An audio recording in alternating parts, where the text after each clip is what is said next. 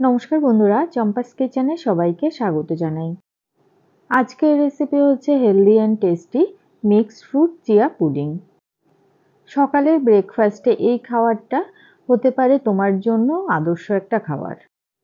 খুব সহজে ঘরে থাকা উপকরণ দিয়ে এই স্বাস্থ্যকর খাবারটা আমি কি করে তৈরি করি, চলো তার রেসিপিটা চটপট দেখে নেওয়া যাক।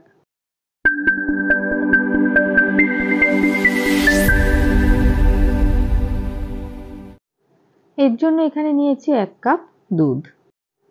গরুর দুধটাকে ভালো করে জাল করে পুরোপুরি ঠান্ডা করে গ্লাসে ঢেলে নিয়েছি। দুধের মধ্যে 1 টেবিল স্পুন চিয়া সিড দিয়ে সারা রাতের জন্য ভিজিয়ে রেখেছিলাম। তারপরে এটাকে মোটামুটি 1 থেকে 2 ঘন্টার জন্য ফ্রিজে রেখেছি। দেখো চিয়া সিডগুলো ফুলে কতটা ডাবল হয়ে গেছে। এবারে এর মধ্যে আমি কিছু কুচনো ফল মেশাচ্ছি।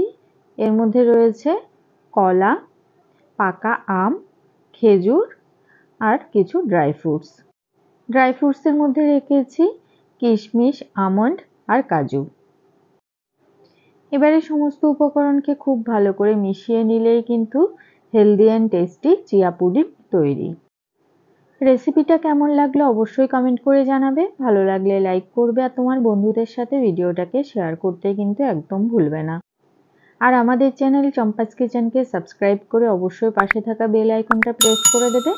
এতে করে যখনই আমি নতুন ভিডিও আপলোড করব সাথে সাথে এর নোটিফিকেশন তোমাদের কাছে পৌঁছে যাবে। এরই মধ্যে কিন্তু আমি চিয়া সিডের নানা ধরনের রেসিপি তোমাদের সাথে শেয়ার করেছি। সেই ভিডিওগুলোর মতো আশা করি আজকের ভিডিওটাও তোমাদের ভীষণ পছন্দ হবে।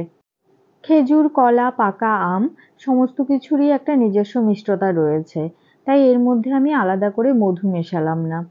এমনিতে এটা অনেক বেশি হেলদি। এতক্ষণ আমার পাশে থেকে ভিডিওটা দেখার জন্য অনেক অনেক ধন্যবাদ। ভালো থাকবে, সুস্থ থাকবে। পরের ভিডিওতে আবার দেখা হবে। বাই।